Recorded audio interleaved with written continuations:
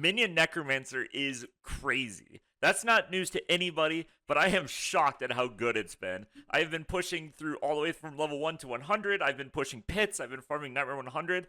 I've been clearing pretty much all the content in the game besides the Nightmare bosses. And holy smokes, this build is freaking crazy. Now, as I got deeper into the game, I tested more stuff, and especially when I started doing harder and harder pits, I think I'm up to like pit 80, something like that. As I started pushing up higher and higher, there was a lot of changes I had to make to the build to keep making it better. And I think a lot of these changes actually apply even at lower levels. So I think like when you're playing like that mid-game version of the build from like 50 to 100, and even when you start farming around level 100, I think this new setup is even better. And let me tell you, one of the most important things actually is a de-emphasis on the Golem and a massive increase on the emphasis on the mages. And the more I test this build and the more I play it, the more I think the Golem is highly overrated. Mages are where it's at. Now, maybe in the perfect in-game version, we're going to go back to Golem, but for now, mages are king. So with that being said, let's get into the build and start looking at exactly what makes this build so freaking strong. A big reason why mages are so freaking strong is because of the tempering that you can put onto weapons where they get a chance to attack twice. You can see that right now I have an 81% chance with a double masterwork, which means that this is just a straight up 81% damage multiplier. And what's so cool about it is this actually works with the mage double attack, which means you can quadruple attack with your mages very consistently.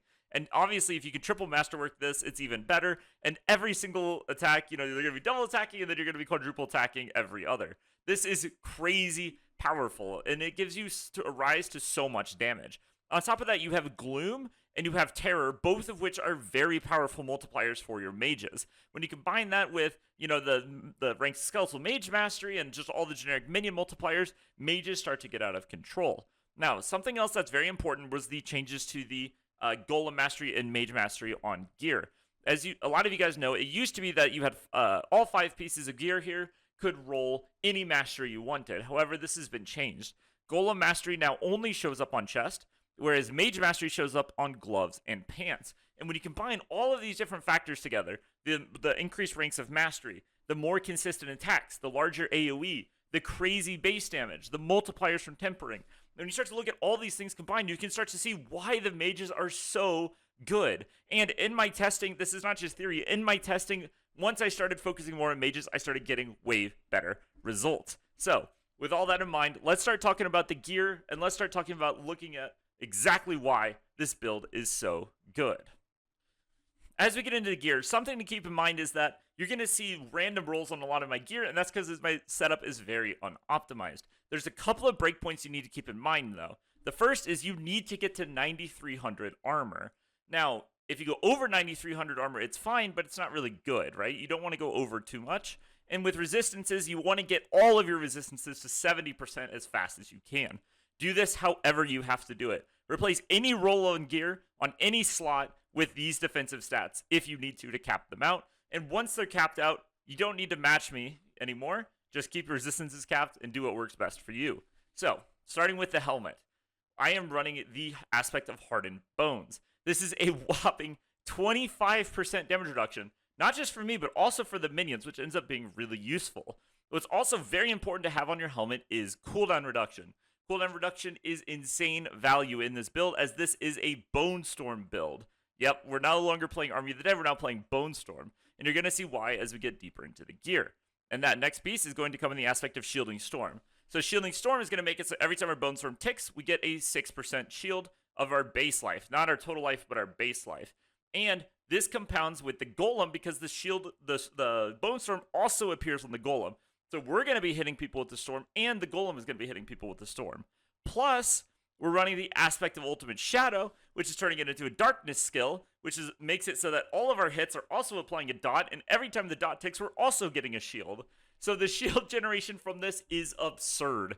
As long as Bone Storm is running, you have to literally get one shot or you won't die because you're getting so much barrier generation. On top of that, we are also playing the Shadow Blight. So Shadow Blight is basically going to do nothing in this build, but the only thing that matters is it's going to proc every 10th time we do shadow damage, and as we just laid out, we're doing a ton of shadow damage with Bone Storm, and then we're running the Blighted aspect on our weapon. This is going to give us a 240% multiplier. As you can see in a lot of these clips, in the easy content, you don't really need this up. You're still going to one-shot most things. But in harder content, the uptime on this is wild. As long as my Bone Storm is on, Blighted is on, and I'm getting 240% damage, I'm getting Infinite Barrier, and I'm just demolishing everything while being an absolute beast. I mean, what more do you want? So, this is a very powerful setup. On our chest piece, we're going to be running the Blood Getters aspect, and it's really important to try to get Golem Mastery on your chest for that little bit of damage. And you're going to notice on a lot of these pieces that we have the tempering aspect of either Decrepify size or Corpse Tendril size. Now, you would prefer to have Corpse Tendril size over Decrepify, and remember, these cap, I believe, at 100%, so you don't need to go over that. But both Decrepify size and Corpse Tendril size are good. Try to get Corpse Tendril size if you can. On the gloves, we're looking for Skeletal Mage Mastery, Attack Speed, and Crit Chance. And then we're going to be running the Conceited aspect. So we start to run low on aspects with this setup for damage multipliers, but a 25% multiplier with barrier is still respectable, right? This is not amazing, but it's all right. We already talked about pants. On our boots, it's very important to get movement speed, and then we're going to be running the Aspect of Occult Dominion, which is going to increase the number of mages and warriors that we can summon by 2. This ends up being very powerful, of course, because for the mages, it's just a massive damage increase because you have more mages, but for the warriors, remember, we're running the Reapers, where whenever they wind up attack, it reduces one of our active cooldowns by 3 seconds. This is going to be hitting Bone Storm, this is going to be hitting Corpse Tendrils, and this is going to be hitting Blood Mist. Blood Mist at first is a little bit weird. It's obvious why it's being run. It's for the immunity, but the real reason why you need Blood Mist is actually for the boss at the end of the dungeon. Those bosses are a nightmare to fight with no blink and no immunity. An absolute nightmare. Technically, you can do it, but it is hard. So we're mostly running Blood Mist for end of dungeon bosses for pits. On our weapon, as we discussed, we're running the Blighted aspect, and it's very important. It's very, very important that you get chance for Skeletal Mages to attack twice. And you want to masterwork that as high as you can. It is one of the most important stats. On our necklace, now, we're going to be running the aspect of Frenzied Dead. And remember, we want to get up to 100% attack speed for our minions, and this can come from any source, okay? So you just need to get it up to 100%. For me, the best way to do that is to run the Frenzied Dead on my necklace. And for those of you who don't know, the reason why we're trying to get to 100% attack speed is for the Cult Leader Legendary node, which will give us a 30% damage multiplier per 20% attack speed, capped at 100%. So 5 times 30, 150%. Really, really high value. Get as much attack speed as you can until you get to 100, and then don't get more.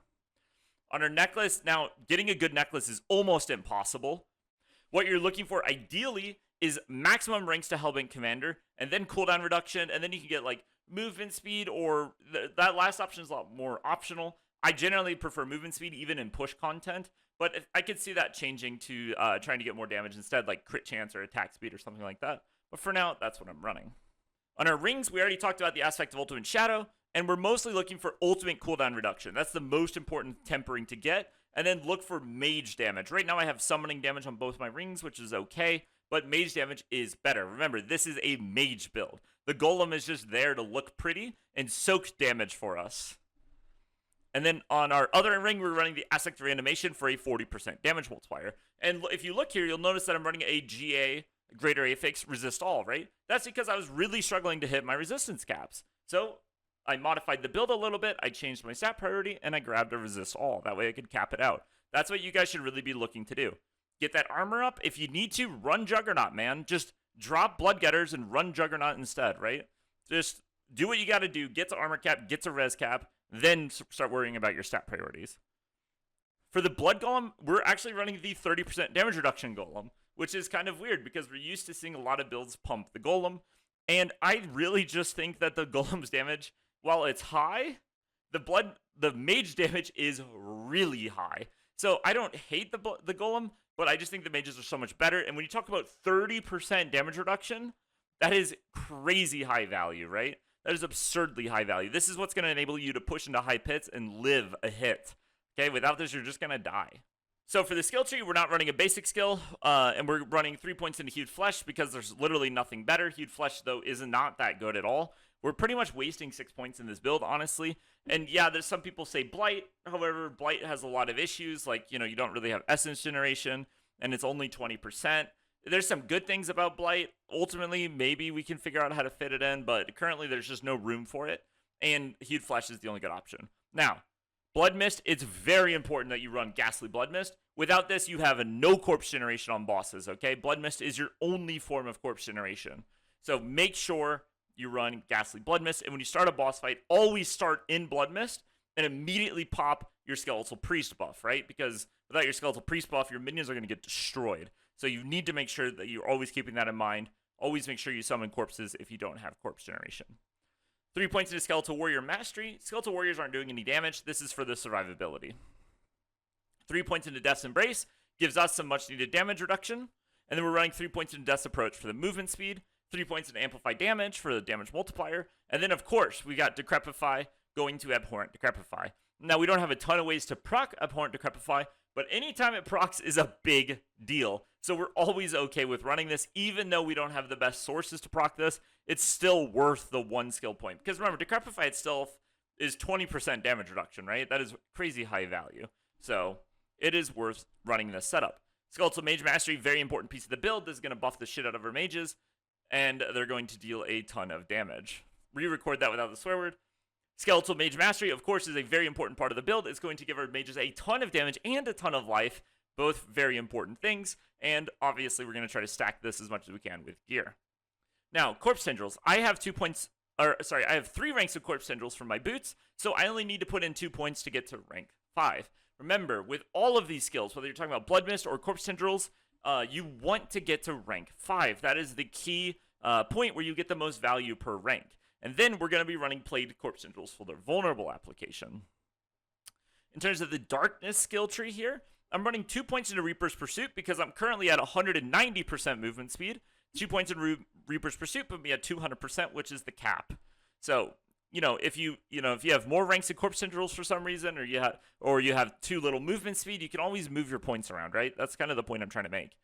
Gloom is really strong. This is a big buff for our skeletal mages. Every time they hit enemies, they do more damage.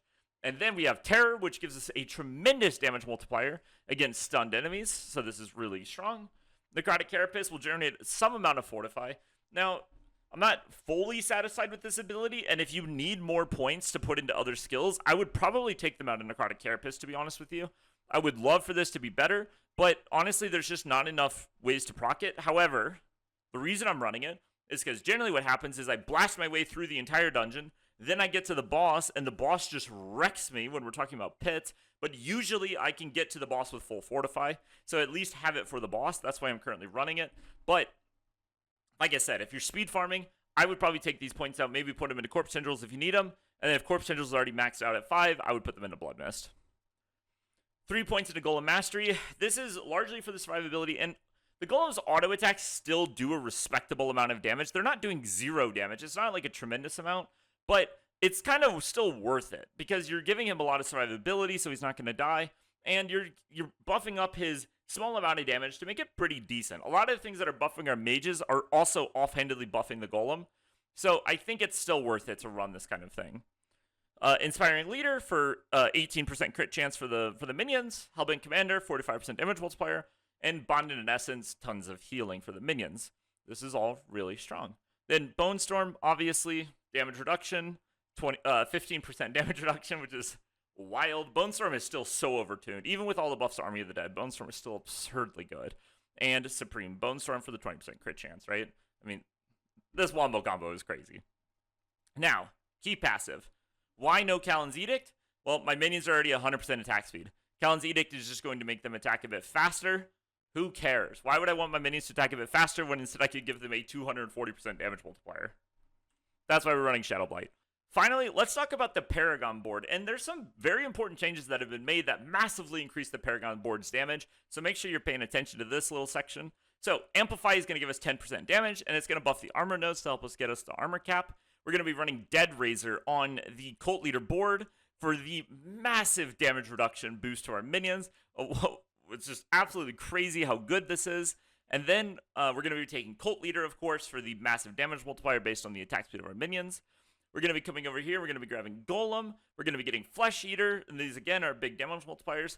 Now, I don't know if Golem is necessarily going to stay in the build. There's some more stuff I want to figure out. So make sure, if you want to stay fully up to date on the build, definitely check out my stream linked below. But, in general, I still think Golem is decent, especially if you guys are, leveling and you're doing easy content. Your Golem's going to obliterate stuff still, right? Even with how low my investment into Golem is in this setup, your Golem's still going to obliterate stuff. This 25% still means something. And when you come up here, it's going to be the same thing with Hulky Monstrosity, right? Your Golem is still going to obliterate stuff.